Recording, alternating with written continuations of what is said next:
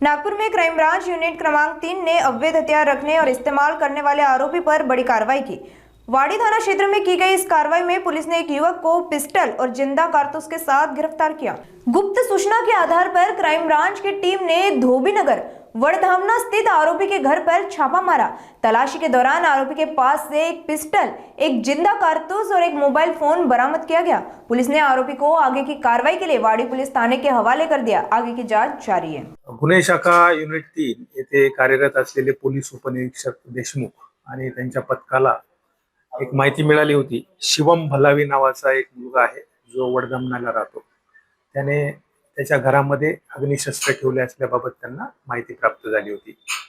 नमूद माहितीच्या आधारे त्यांनी तेथे जाऊन तपासणी केली असता अग्निशस्त्र मिळून आलेले आहे। त्याच्याबरोबर एक राऊंड पण आम्ही त्या बरोबर हस्तगत केलेला आहे।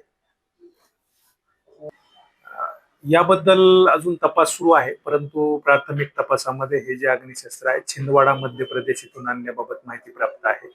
परंतु नक्की कशासाठी त्याने ते अग्निशस्त्र जवळ ठेवलेलं होतं हे तपासांती निष्पन्न होईल। हा जो आरोपी आणि मुद्देमाल जो आहे तो आम्ही पोलीस स्टेशन वाडी येथे हस्तांतरित केलेला आहे।